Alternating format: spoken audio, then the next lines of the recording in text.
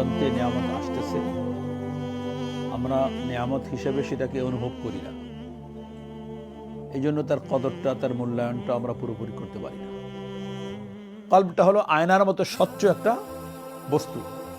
যখন একটা গুনাহ করে তো একটা দাগ পড়ে কালো হয়ে যায়, তওবা না করলে ওই দাগটা থেকে যায়, আর একটা গুনাহ করলে আবার আরেকটা দাগ পড়ে। এইভাবে একাধিক গুনাহ করতে করতে করতে করতে ওটা জঙ্গে কালো হয়ে যায়। ফলে তার থেকে আর ভালো কাজ করতে ওর মনে আর চায় না। জং ধরার কারণে, এই মরিচা ধরার কারণে এই অল্প অন্তরের মধ্যে ভালো কাজের প্রতি আগ্রহ থাকে না।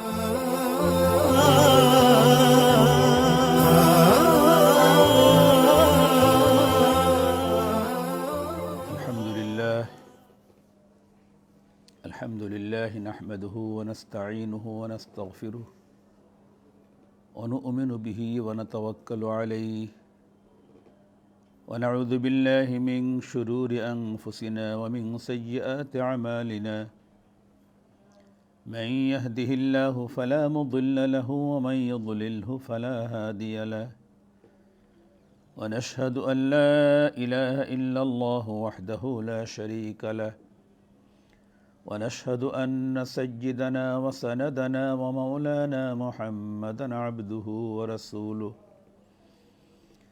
أرسله الله تعالى إلى كافة للناس بشيرا ونذيرا وداعيا إلى الله بإذنه وسراجا منيرا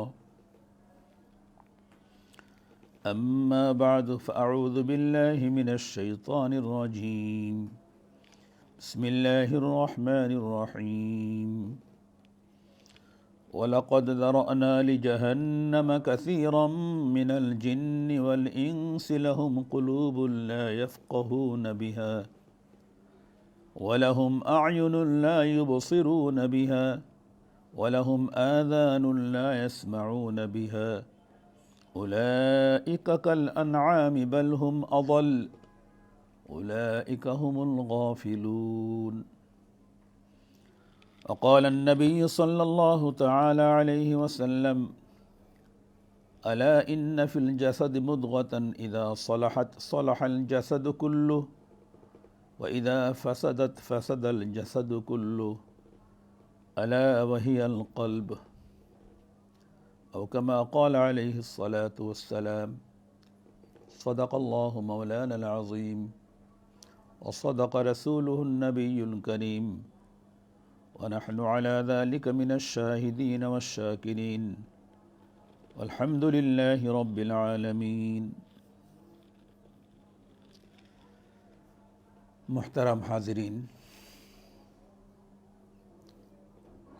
আল্লাহ তাআলার মেহেরবানি, আল্লাহ তাআলা আমাদেরকে একটা দ্বীনি মজলিসে, দ্বীনি আলোচনার মজলিসে উপস্থিত হওয়ার তৌফিক দান করেছেন। এটা আল্লাহ পাকের একটা বড় নিয়ামত। আল্লাহ তাআলার নিয়ামত বিভিন্নভাবে আমরা ভোগ করি, বিভিন্নভাবে নিয়ামত আমরা প্রাপ্ত হই। অনেকগুলোকে আমরা নিয়ামত অনুভব করতে পারি না, আমাদের অজান্তে নিয়ামত আসতেছে, আমরা নিয়ামত হিসেবে সেটাকে অনুভব করি না। এই জন্য তার কদরটা, তার মূল্যায়নটা আমরা পুরোপুরি করতে পারি না। এটা একটা বড় নিয়ামত যে আল্লাহ তাআলা আমাকে, আপনাকে একটা ভালো জায়গায় উপস্থিত হওয়ার তৌফিক দান করেছেন। কারণ আমি যদি এই ভালো জায়গাটায় উপস্থিত না হতাম, এই সময়টা আমার কাটতো, হতে পারত যে এমনভাবে কাটতো যে আমার নেক আমলের কোনো ব্যবস্থা হতো না। সুতরাং একটা নেক আমলের থেকে বঞ্চিত হতাম, অথবা নেক আমলের ব্যবস্থা তো অনেক সময় হয় না, বরং বদ আমলের মধ্যে সময়টা কেটে যায়। তো এটা নেক আমলের তৌফিক প্রাপ্ত হওয়াটা আল্লাহ তাআলার একটা বড় নিয়ামত। তো আল্লাহ তাআলা এটা ঈমানদারের জন্যই, এটা মুসলমানের জন্য, ঈমানদারের জন্য এটা বড় নিয়ামত। আর অমুসলমান, কাফের, মুশরিক, তাদের তো দিনের অনুভূতিই নেই, তারা দিন বোঝেই না। তাদের তো প্রথম ইমানের নিয়ামতকে গ্রহণ করতে হবে, তারপর হলো বাকি নিয়ামত হিসেবে গণ্য হবে, বোঝেই না। আর আমাদের জন্য এটা বড় নিয়ামত, আর মুমিনের জন্য আসলে সবটাই নিয়ামত। হাদিসে পাকের মধ্যে আসছে, আজাবান লি আমরিল মুমিন ফাইন্নাল আমরা কুল্লাহু লাহু খায়রুন ওয়া লাইসা যালিকা ইল্লা লিল মুমিন ইন আসাবাতহু সাররাউ হামিদাল্লাহ ওয়া শাকারা ফাকানা খায়রাল লাহু ওয়া ইন আসাবাতহু দাররাউ হামিদাল্লাহ ওয়া সাবরা ফাকানা খায়রাল লাহু। আজাবান লি আমরিল মুমিন, মুমিনের সব কাজগুলোই আশ্চর্যের, বিস্ময়ের। ফাইনাল আমরা কুল্লাহু লাহু খায়র, কেননা তার প্রত্যেকটা কাজই, তার প্রত্যেকটা বিষয়ই কল্যাণকর। ওয়ালাইসা যালিকা ইল্লা লিল মুমিন, ওয়ালাইসা যালিকা ইল্লা লিল মুমিন। আর এটা ঈমানদার ছাড়া অন্য কারোর ক্ষেত্রে এটা প্রযোজ্য না। ঈমানদারের ক্ষেত্রে সব কাজগুলোই, তার সব বিষয়গুলোই তার জন্য কল্যাণকর, মঙ্গলজনক। এরপরে রাসূলুল্লাহ সাল্লাল্লাহু আলাইহি ওয়াসাল্লাম বোঝাইতেছেন, ইন আসাবাতু সাররাউ হামিদাল্লাহ ওয়া শাকারা, যদি তার কাছে কোনো এমন পরিস্থিতি আসে যেটা তার কষ্টে, আনন্দের, সুখের, সে আল্লাহর শুকর আদায় করে, আল্লাহর প্রশংসা করে, আল্লাহর শুকর আদায় করে। যে কোনো একটা ভালো অবস্থা আসলে প্রথম আল্লাহর শুকর আদায় করে, আলহামদুলিল্লাহ। শাকারা, আলহামদুলিল্লাহ তো বলেই, এরপরে আবার তার শুকর পৃথকভাবেও আদায় করে। ফাকানা খায়রাল লাহু, সুতরাং ভালো অবস্থা আসলে আল্লাহর প্রশংসা করে, শুকর আদায় করে, এটা তার জন্য মঙ্গল। আল্লাহর প্রশংসা করতে পারাটাও নিয়ামত, আল্লাহর শুকর আদায় করতে পারাটাও নিয়ামত, তার জন্য কল্যাণকর। ওয়া ইন আসাবাতহু দাররাউ, আর যদি তার জন্য কোনো মন্দ কিছু আসে সামনে, হামিদাল্লাহ ওয়া সাবরা, সে অবস্থায় আসে আল্লাহর প্রশংসা করে, ধৈর্য ধারণ করে। বিপদ আসলে, পেরেশানি আসলে, বালা মুসিবত আসলে, বিভিন্ন রকমের। সুতরাং উভয় অবস্থা, আনন্দের অবস্থাটাও তার জন্য নিয়ামত, আর কষ্টের অবস্থাটাও তার জন্য নিয়ামত। ধরন ভিন্ন কিন্তু নিয়ামত। আর একটু হাদিসের মধ্যে আসছে আর একটু ভিন্ন ধরনের, ফাল মুমিনু ইউজারু ফি কুল্লি আমরিহি হাত্তা ফিল লুকমাতি ইয়ারফাউ ইলা ফি ইমরাতিহি, একজন মুমিনের প্রত্যেক কাজেই তাকে নেকি দেওয়া হয়। হাত্তা ফিল লুকমাতে ইয়ারফাউ ইলা ফি ইমরাতিহি, এমনকি ওই লুকমা, ওই গ্রাসটা, যে গ্রাসটা সে তার স্ত্রীর মুখে তুলে দেয়। এখন স্বামী স্ত্রীকে ভালোবাসবে, এটাই তো নিয়ম। আর ভালোবাসার প্রকাশ করার বিভিন্ন রকমের পদ্ধতি, তার মধ্যে এটাও একটা, যে স্বামী তার স্ত্রীর মুখে খাবারটা তুলে দিল, স্ত্রী স্বামীর মুখে খাবার তুলে দিল। দেখার দৃষ্টিতে বাহ্যিকভাবে এটা মনে হয় একটা ভালোবাসার বহিঃপ্রকাশ। একজন আরেকজনকে ভালোবাসে, একজন আরেকজনকে মহব্বত করে, তো এটারই বহিঃপ্রকাশ। কিন্তু রাসূলুল্লাহ সাল্লাল্লাহু আলাইহি ওয়াসাল্লাম বলে, এই বহিঃপ্রকাশটার ভিতরেও তাকে নেকি দান করা হয়। কেন? এটা রাসূল সাল্লাল্লাহু আলাইহি ওয়াসাল্লামের সুন্নত তরিকায় করেছে বলে এই বিবাহের মাধ্যমে ভালোবাসার সৃষ্টি, সম্পর্ক স্থাপন করছেন। আর বিবাহের মাধ্যমে ভালোবাসার সৃষ্টি করা, এটা হলো রাসূল সাল্লাল্লাহু আলাইহি ওয়াসাল্লামের সুন্নাত। ফলে তার স্ত্রীর মুখে খাবারটা তুলে দিলে সে সব পায়, নাকি পায়। সব কাজেই। আমাদের একজন বুজুর্গ ছিলেন ডাক্তার আব্দুল হাই রহমতুল্লাহ আলাইহি, পাকিস্তানের। উনি একজন হোমিওপ্যাথিক ডাক্তার ছিলেন। হযরত হাকিমুল উম্মত আশরাফ আলী থানভী রহমতুল্লাহ আলাইহির হাতে বয়াত হয়েছিলেন। এরপরে ওনার থেকে খিলাফতও পেয়েছিলেন। বর্তমান বিশ্বের সবচেয়ে বড় স্কলার, ধর্মীয় দিনী লাইনের হযরত মাওলানা তাকি উসমানী মুদাজ্জিলুল আলী, ওনার শায়েখ তাকি উসমানী সাহেব, রফি উসমানী সাহেব, ওনারা দুজনই এই ডাক্তার আব্দুল হাই সাহেবের হাতে বয়াত এবং তার খেলাফত ইজাজত পেয়েছেন। পীর মুরিদের লাইনে এটা নিজের আত্মশুদ্ধির জন্য একজন শায়েখের হাতে হাত রেখে যে আমি আপনার পরামর্শ মতো, আপনার কথা মতো চলব, আপনি দ্বীনি লাইনে, ধর্মীয় লাইনে, আল্লাহ রসুলের লাইনে আমাকে যে উপদেশ দিবেন, যে নির্দেশনা দিবেন, আমি সে মতেই চলব। একজন মুরব্বী মানলে পথ চলা সহজ হয়। অনেক সময় এমন এমন ক্ষেত্র এমন এমন বিষয় সামনে এসে যায়, নিজের থেকে সিদ্ধান্ত নেওয়াটা অনেক জটিল হয়ে যায়। অনেক বিষয় এমন হয়, দ্বীনি বিষয়, এমনকি কখনো কখনো জাগতিক বিষয়ও হয়। একজন যদি আমার আস্থাভাজন ব্যক্তি থাকে, তার কাছে গিয়ে যদি বলি যে আমার এই পরিস্থিতি, আমি তো এখন সিদ্ধান্ত নিতে পারছি না, তখন উনি একটা সিদ্ধান্ত দিয়ে দিলে, যেহেতু ওনার প্রতি আমার 100% আস্থা, উনি সিদ্ধান্ত দিয়ে দিলে আমার মনে মেনে নেওয়াটা সহজ হয়ে যায়। এইরকম যার প্রতি এত বিশ্বস্ততা আস্থা নেই, তার কথাটা কিন্তু সহজে মানতে ইচ্ছে করে না। এই জন্য আমাদের সিলসিলা একেবারে রাসূল সাল্লাল্লাহু আলাইহি ওয়াসাল্লাম থেকে নিয়ে এ পর্যন্ত সর্বযুগেই এই হক্কানি ওলামা মাশায়েখ তাদের এই একটা তরিকা যে হাতে হাত রেখে বায়াত গ্রহণ করা এবং তার কথা মতো জীবনযাপন করা, আর তার কথাটা কোরআন হাদিসের ভিতরেই হবে।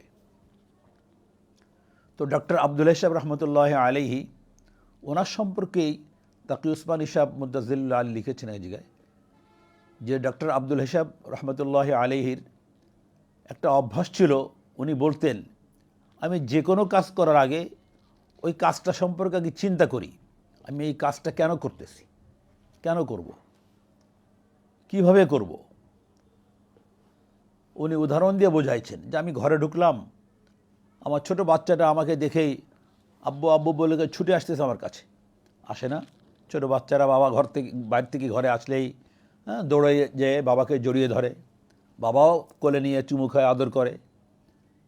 তো ওই যে আমার ছোট বাচ্চাটা আমার দিকে আসতেছে, দৌড়ায় ছুটে আসতেছে, আমি চিন্তা করি ওই মুহূর্তে আমার এই বাচ্চাটাকে আমি কোলে তুলবো কি তুলব না, তুললে কেন তুলব, এই তোলার পিছনে আমার উদ্দেশ্যটা কী। সাথে সাথে আমি নিয়ত করি যে ছোট বাচ্চাকে, নিজের বাচ্চা হোক বা নাতি হোক, এদেরকে আদর করা, স্নেহ করা রাসূল সাল্লাল্লাহু আলাইহি ওয়াসাল্লামের একটা সুন্নাত।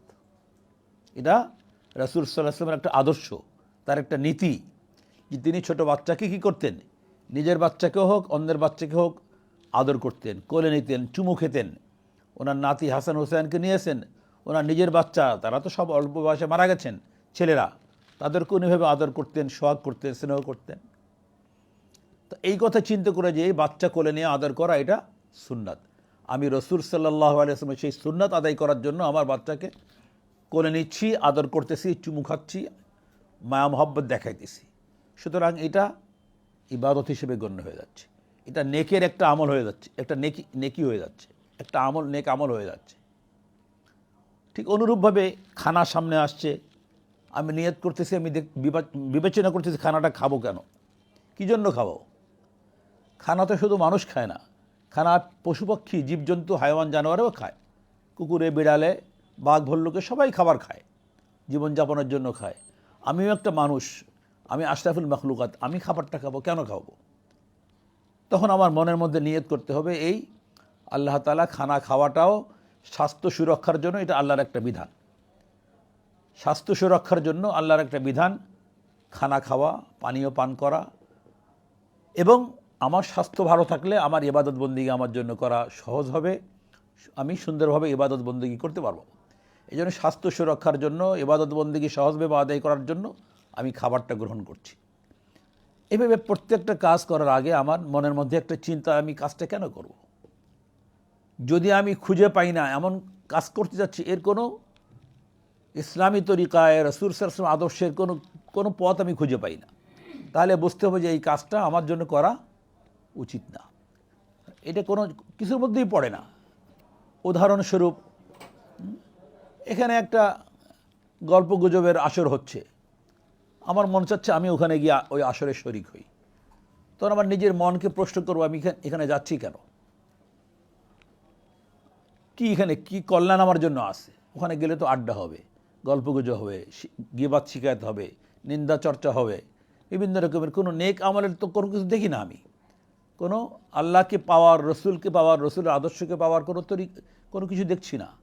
সুতরাং তখন আমাকে চিন্তা করতে হবে যে এখানে আমি আমার মুসলমান হিসেবে, ইমানদার হিসেবে আমার কল্যাণের কোনো কিছু আমি দেখছি না। সুতরাং এখানে আমার জন্য যাওয়া উচিত না, আমার বিরত থাকা উচিত। এইভাবে আমার প্রত্যেকটা কাজ করার আগে আমাকে দেখতে হবে তো আল্লাহ তাআলার, কারণ আমি যা কিছু করছি আমি আল্লাহ তাআলার দেওয়া নিয়ামতের মাধ্যমেই করতেছি। আমি আমার যে কোনো কাজ করার ক্ষেত্রে আল্লাহর নিয়ামতকে আমি ব্যবহার করতেছি। তো আল্লাহর নিয়ামতকে ব্যবহার করব, আর সেই ব্যবহারটা আল্লাহর অসন্তুষ্টির পথে হবে, আল্লাহর অসন্তুষ্টির জায়গায় হবে, এটা তো আল্লাহর নিয়ামতের নাশুকরি, অকৃতজ্ঞতা। প্রত্যেকটা জিনিস, আমার হাত, আমার পা, আমার চোখ, আমার কান, আমার নাক, এসব আল্লাহর নিয়ামত। ইন্নাস সামআ ওয়াল বাসারা ওয়াল ফুআদা কুল্লু উলাইকা কানা আনহু মাসউলা। আল্লাহ তাআলা বলেন ইন্নাস সামআ, কান, ওয়াল বাসারা, চোখ, ওয়াল ফুআদা, অন্তর, কুল্লু উলাইকা কানা আনহু মাসউলা, তোমাদের প্রত্যেকটার বিষয়ে আল্লাহ তাআলার পক্ষ থেকে জিজ্ঞাসা করা হবে। কান কোথায় ব্যবহার করেছো, চোখ কোথায় ব্যবহার করেছো, অন্তর কোথায় ব্যবহার করেছো, আল্লাহ তাআলার কাছ থেকে প্রশ্ন আসবে। এসব প্রত্যেকটা অঙ্গ জিজ্ঞাসিত হবে। কুল্লু উলাইকা কানা আনহু মাসউলা, প্রত্যেকটা অঙ্গ জিজ্ঞাসিত হবে। প্রত্যেকটা অঙ্গকে জিজ্ঞাসা করা হবে তোমাকে কোথায় কোথায় ব্যবহার করেছিলে। আমার জবান লাগবে না, তখন এই কানেই কথা বলবে, চোখেই কথা বলবে, আমার হাত পা অঙ্গ প্রত্যঙ্গ কথা বলবে, তখন বলে দেবে যে আমাকে এইখানে এইখানে ব্যবহার করা হয়েছিল। তো এগুলো আল্লাহর নিয়ামত। আমাকে আল্লাহ তাআলা দিয়েছেন চোখ কী জন্য? আল্লাহর নিয়ামতকে, আল্লাহর কুদরতকে, আল্লাহর সৃষ্টিকে দেখার জন্য, এবং দেখে আল্লাহকে অনুভব করার জন্য, আল্লাহকে চেনার জন্য। এই চোখ দিয়ে দেখবো আল্লাহর নিয়ামত, আর আল্লাহকে চিনবো আমি, আল্লাহকে জানবো আমি। এখন আমি এই চোখ দিয়ে দেখতেছি আল্লাহ যেগুলোকে অপছন্দ করেন সেইগুলোকে। আমি খেলাধুলা দেখতেছি, আমি নাচ গান দেখতেছি, আমি পর স্ত্রী বেগানা মেয়ের দিকে তাকাইতেছি, আমি অনেক অনেক গুনার কাজের দিকে আমার এই চোখকে ব্যবহার করতেছি। এই আমার গুনার কাজে ব্যবহার করতেছি, এই চোখই একদিন বলে দেবে যে আমাকে এই এই জায়গায় ব্যবহার করছে। এটা দেখার জন্য, আল্লাহর কালাম দেখার জন্য, কোরআন শরীফ দেখার জন্য।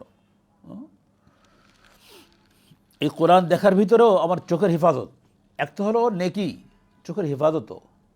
যারা নিয়মিত চোখ দিয়ে দেখে দেখে কোরআন শরীফ তেলাওয়াত করেন, এর অধিকাংশের ক্ষেত্রেই দেখা যায় তাদের চোখও ভালো থাকে, চোখের দৃষ্টিশক্তি ভালো থাকে।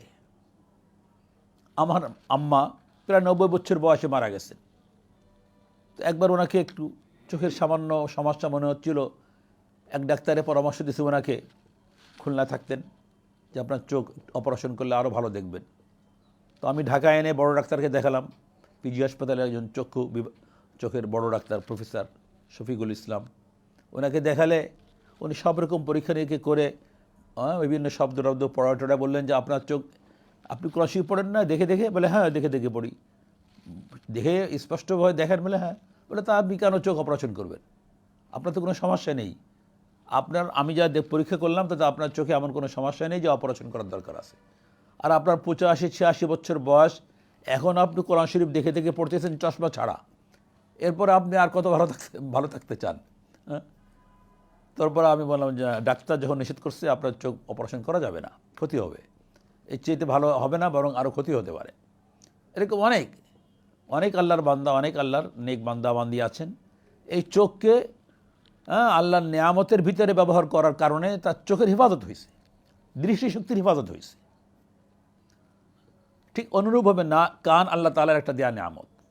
এই কানকে ব্যবহার করব কোথায়? আমি অন্য কেউ কোরআন তেলাওয়াত করলে সেটা শুনবো, আজানের আওয়াজ শুনবো, নামাজের মধ্যে ইক্তেদা করে ইমাম সাহেবের কোরআন তেলাওয়াত শুনবো, ওয়াজের কথা, নসিহতের কথা শুনবো। যেমন এখানে আপনারা আসছেন, এখন কাজ আপনার কান দিয়ে দিনের কথা শুনতেছেন। এটা দিনের কথা শোনার জন্য, আল্লাহর কথা শোনার জন্য, কোরআন শোনার জন্য, ওয়াজ শোনার জন্য, হাদিস শোনার জন্য।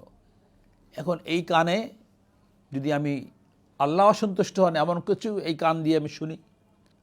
আজকাল তো অনেক ভাইয়েরা বোনেরা দেখা যায় মোবাইলে ইয়ারফোন লাগায় দুই কানের মধ্যে ঢুকায় রাখে বা এক কানের মধ্যে ঢুকায় রাখে। নিশ্চয়ই অনেক সব জায়গায় যে সবাই ভালো শোনে এমন না, অনেক মন্দ কিছুও সেই কান দিয়ে শুনতেছে, গান শুনতেছে বা অন্য কোনো কিছু শুনতেছে। তো এই কানের আল্লাহ তাআলা যে নিয়ামত দিয়েছেন, এই কানকে যে কারণে ব্যবহার করতে দিয়েছেন তার বাইরে ব্যবহার করতেছেন। ওইভাবে অন্তর, এই অন্তরটাও আল্লাহ তাআলা দিয়েছেন। মানুষের একটা চিন্তা শক্তি আর একটা অন্তরের শক্তি, সিদ্ধান্ত নেয়, দুইটা মিলেই। আর অন্তরের মধ্যে ভালো কিছু যখন আসে তখন সে ভালো ফলাফল পায়। এটা নিয়ে যদি খারাপ চিন্তা করে, খারাপ পরিকল্পনা আটে, ওটার বাস্তবায়ন হয়, এটা গুনাহগার হবে। অন্তর থেকে কোরআনে কারিমের মধ্যে যে আয়াতটা আমি তেলাওয়াত করেছি, আল্লাহ তাআলা এই জন্যই এই তিনটা, চোখ, কান, অন্তর, এই তিনটার কথা উল্লেখ করেছেন। ওয়ালাকাদ দারানা লি জাহান্নামা কাসীরাম মিনাল জিন্নি ওয়াল ইনস, আমি জিন ও ইনসানের মধ্য হতে বহুজনকে সৃষ্টি করেছি জাহান্নামের জন্য। তার মানে অনেক জিন ইনসান এমন আছে যাদের অপকর্মের পরিণতি হবে জাহান্নাম। আমি তাদেরকে জাহান্নামের জন্য সৃষ্টি করেছি, অর্থ এই যে আমি তাদেরকে সৃষ্টি তো করেছি, তো তারা এমনভাবে তাদের এই অঙ্গ প্রত্যঙ্গকে ব্যবহার করেছে যার ফলে তাদের জাহান্নামে যেতে হবে।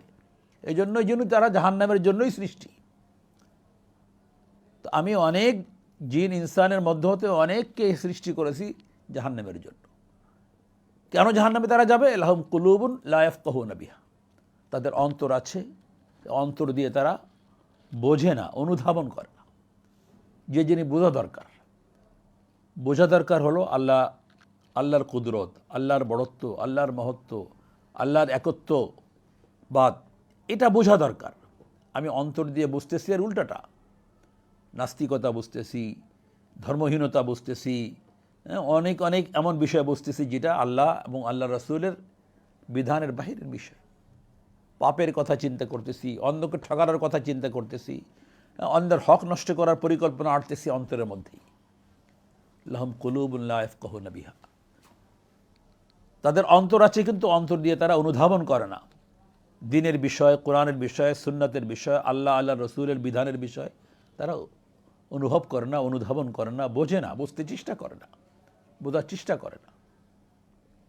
ওয়ালাহুম আয়ুনুন লা ইবসিরুনা বিহা, তাদের চোখ আছে, তা দিয়ে তারা দেখে না।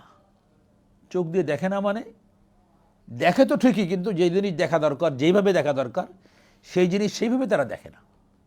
যার কারণে তারা ওই দেখেও তার ইবরত হাসিল করতে পারে না, উপদেশ গ্রহণ করতে পারে না।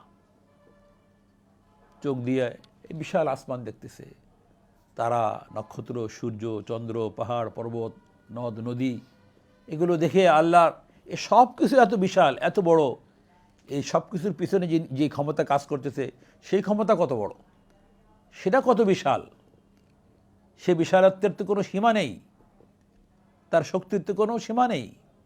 এইভাবে এই চোখ দিয়ে দেখে আল্লাহর কুদরতকে দেখে আল্লাহর কুদরত উপলব্ধি করা। ওয়ালাহুম আযানুন লা ইয়াসমাউনা বিহা, তাদের কান আছে কিন্তু তা দিয়ে তারা শোনে না।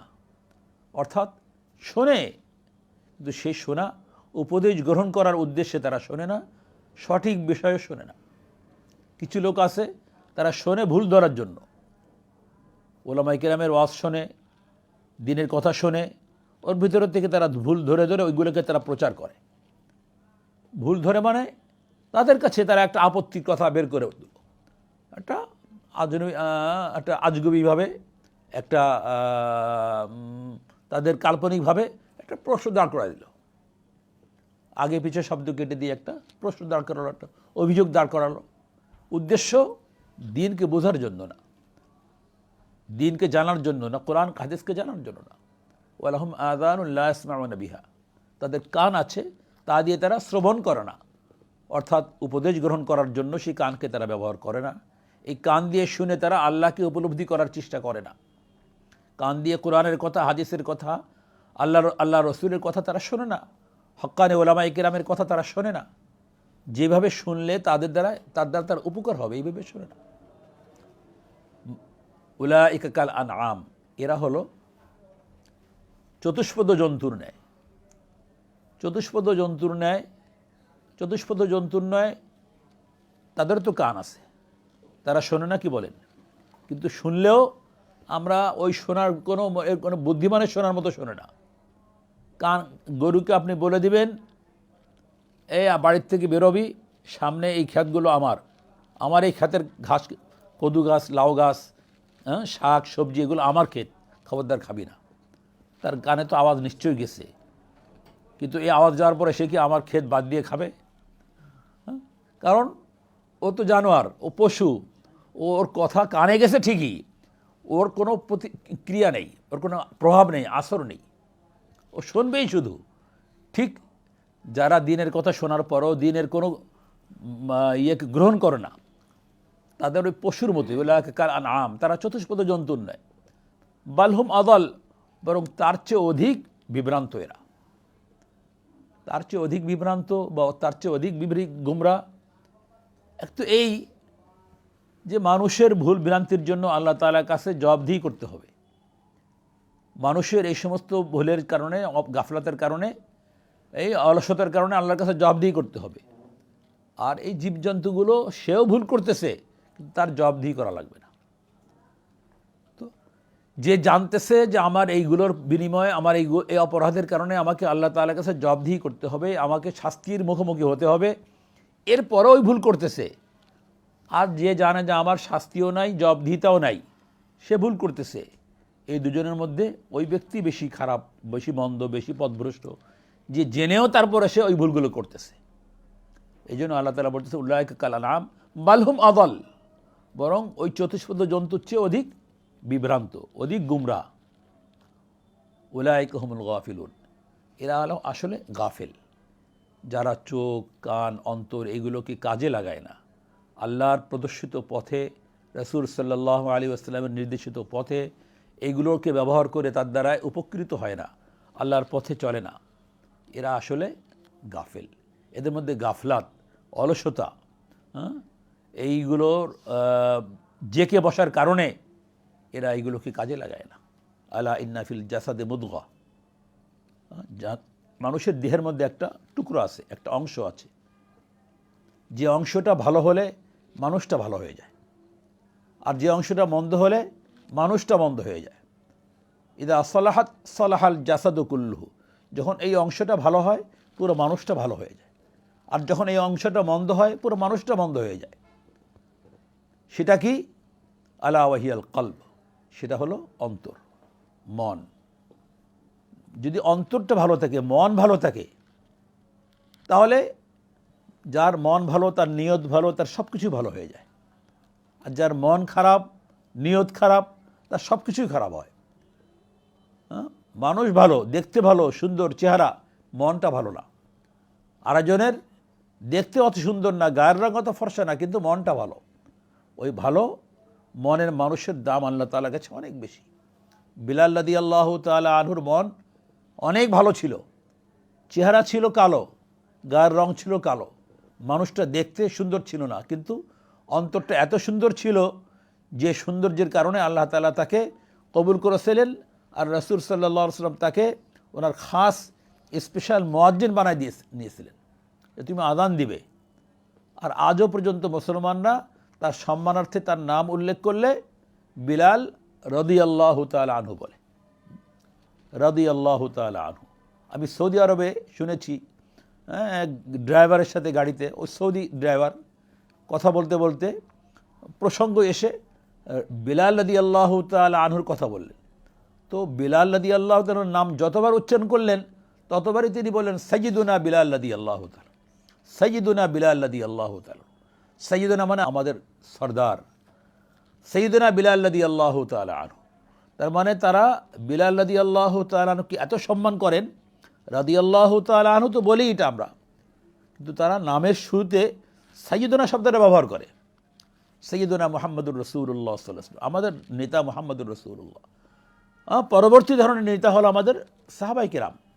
তো বিলাল রাদিয়াল্লাহু তাআলা আনহুর অন্তরটা এত ভালো ছিল যে ভালো অন্তরের কারণে তার মূল্যায়ন, তার দাম, তার কদর, তার মর্যাদা, সম্মান আল্লাহর কাছে, আল্লাহ রসুলের কাছে, এই মুসলমানের কাছে এত বেড়ে গেছে যে কিয়ামত পর্যন্ত মানুষ তার নামের সাথে রাদিয়াল্লাহু তাআলা আনহু যোগ করে দিয়েছে, আল্লাহ তাআলাও করছেন।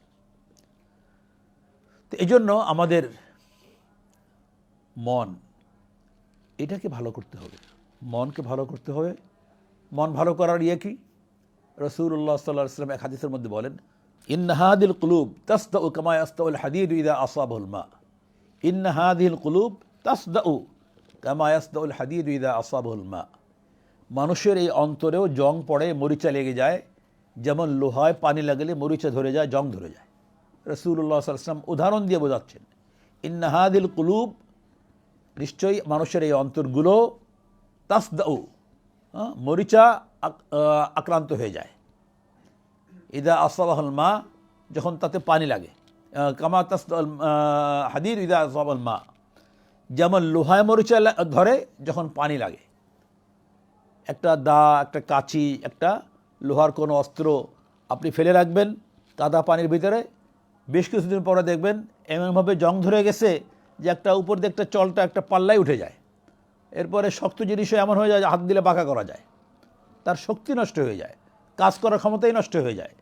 তো ঠিক মানুষের অন্তরটাও যখন নাকি ইন্না হাদিল কুলুব তাসদাউ কামা ইয়াসদাউল হাদীদু ইযা আসাবাহুল মা, মানুষের অন্তরে মরিচা ধরে যায়, যেমন লোহায় পানি লাগলে মরিচা ধরে যায়।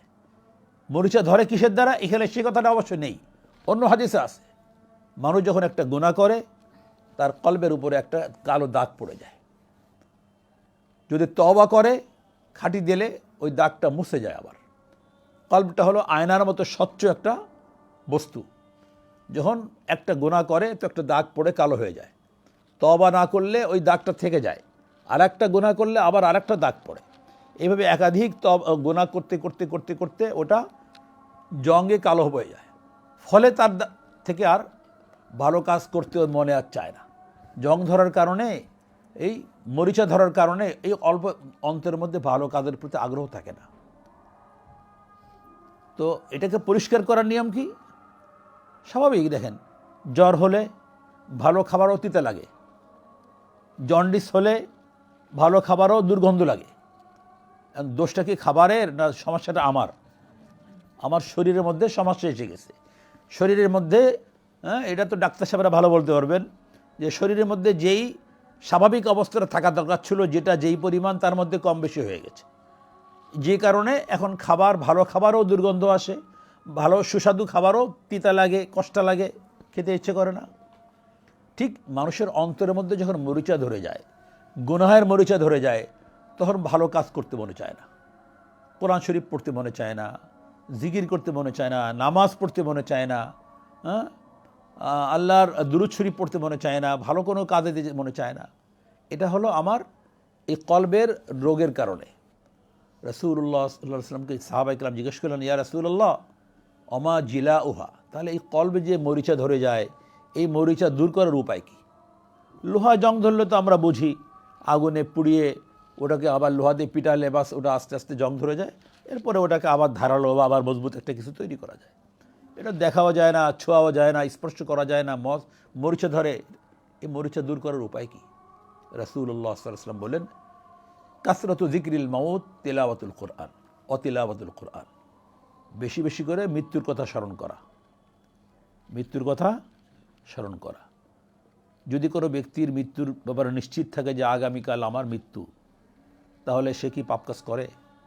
নিশ্চিত যদি কেউ কোনোভাবে জানে যে আমার আগামীকাল মৃত্যু, একজন ফাঁসির আসামি, তাকে আগের দিন শুনিয়ে দেওয়া হলো আগামীকাল তোমাকে ফাঁসি দেওয়া হবে, এই ফাঁসির আসামি কি আর কোনো গুনার কাজ করবে? বলেন, করবে না। আমি যদি এইভাবে নিজেকে নিজে চিন্তা করি যে আজ আমি আছি, কালকে আমি নাও থাকতে পারি, আজ আমার মৃত্যু যে কোনো মুহূর্তে আজ আসতে পারে, সকালে আসতে পারে, রাত্রে আসতে পারে, তাহলে মৃত্যুর কথা বারবার স্মরণ হলে আমার দ্বারা গুনার কাজ হতে পারে না। আমার অন্তরের মধ্যে এই কালিমাটা আস্তে আস্তে গুনাহ যখন করব না, আর নতুন করে কালিমাও এখানে আর লাগবে না, দাগ আর হবে না। তিলাওয়াতুল কোরআন, আর দ্বিতীয় আমল হলো কোরআনে কারিমের তিলাওয়াত। অন্তরের জং দূর করার জন্য কোরআনে কারিমের তিলাওয়াতের একটা বিশাল ভূমিকা আছে। কোরআনে কারিম যত বেশি তিলাওয়াত করা হবে, অন্তর তত পরিচ্ছন্ন হবে, অন্তর তত স্বচ্ছ হবে, এই অন্তরের ভিতরে নেক আমলের আগ্রহ, নেক আমলের জজবা পয়দা হবে।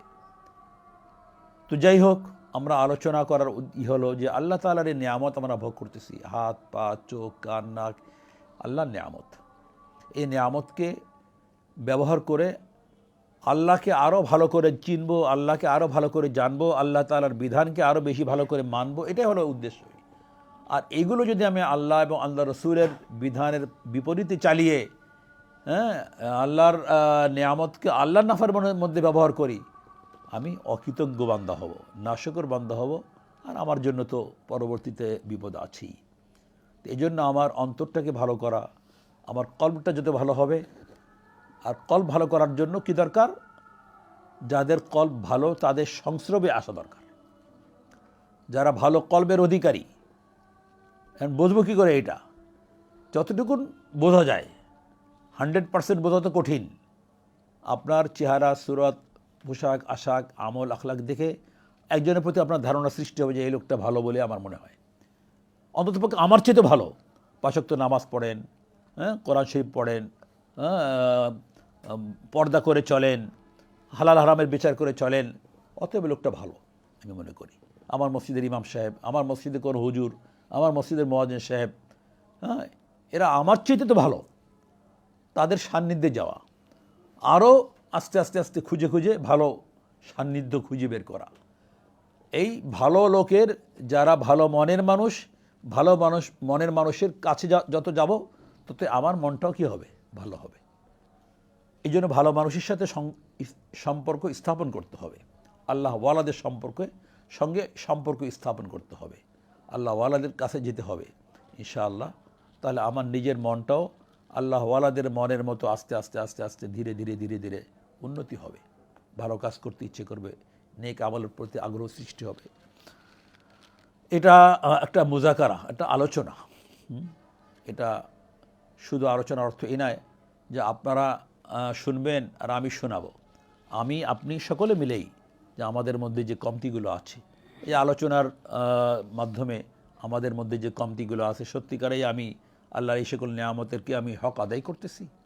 আমার চোখ, কান, নাক, আমার অন্তর, এগুলোকে আমি সত্যিকারেই কি ভালোভাবে ব্যবহার করছি না ভুল করছি? আমি নিজেকেও নিয়ে ভাববো, আমরা প্রত্যেকে ভাববো। যদি ভালো কাজে ব্যবহার করি, আলহামদুলিল্লাহ, আল্লাহ শুকর আদায় করবো যে না, আল্লাহর এই নিয়ামতের আমার দ্বারা কদর হচ্ছে, নিয়ামতের হক আদায় করা হচ্ছে।